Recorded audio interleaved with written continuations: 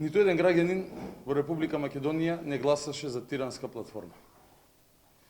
Над 1.100.000 македонци беа измамени и шверцерски им се подметна документ изработен во соседна држава кој има за цел да ја одреди иднината, судбината на нашата држава.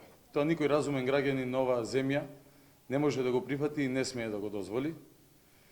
А ово особено се однесува до политичките лидери кои се обидуваат да подметнат еден ваков документ, да апелираме до нив најмногу дека сега е момент да покажат разум и да покажат лидерство. Иако проба минатата недела да направат еден блицкриг во собранието и да изберат председател на собранието, кој што не се откажал, него осудил овој документ, не ја отфрлил неговата содржина, не успеа бидејќи граѓаните излегоа на улици. А граѓаните се на улици бидејќи не сакаат никој да ги лаже, не сакаат никој да ги манипулира, не сакаат никој да им подметнува разни платформи создадени во соседните држави. Денеска сакаме уште еднаш да повториме, да апелираме до сите граѓани наредните неколку денови, понеделник, вторник и среда, да следат се, да бидат будни, да бидат на готов, што се вика, бидејќи во минатото сме виделе како токму пред големи христијански празници по игра на случајност, најразноразни планери на кризи и сценарија се обидувале да подметнат своји отровни планови во Република Македонија. Но ние не се откажуваме, туку напротив продолжуваме, бидејќи покажавме дека можеме и 200.000 да бидеме на улица и со многу љубов, со позитивна енергија, со многу достоинство да го артикулираме нашиот глас и да кажеме дека ние сме за заедничка Македонија.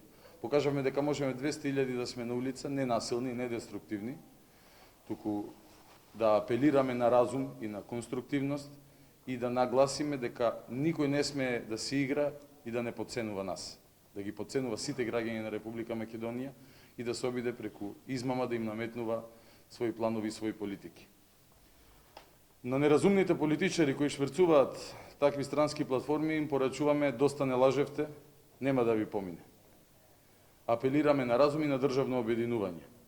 Време е да престанат да се прават глуви ваквите шверцери во политиката и да се однесуваат како лидери, како разумни лидери, да го слушаат својот народ и своите граѓани. Ако тоа не можат да го прават, тогаш нека го остапат своето место на некои други луѓе со повеќе разум и повеќе доблест од нив. Луѓе кои што знаат дека граѓаните во оваа држава мора да имаат меѓусебна почит, а не да се уценуваат меѓу себе и да им се наметнуваат најразноразни платформи и секогаш проследени со закана за некакво насилство, со некаква уцена под закана од сила. Наредните 3 денови ќе се многу важни за сите оние кои што ја сакаат заедничка Македонија, а не за оние кои што сакаат да си ја поделат и да си ги присвојат деловите меѓу себе.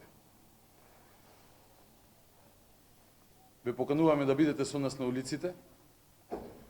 Неколку пати извојувавме помали, многу значајни победи и убедени сме дека ќе победиме и во конечната битка, бидејќи доброто секогаш победува.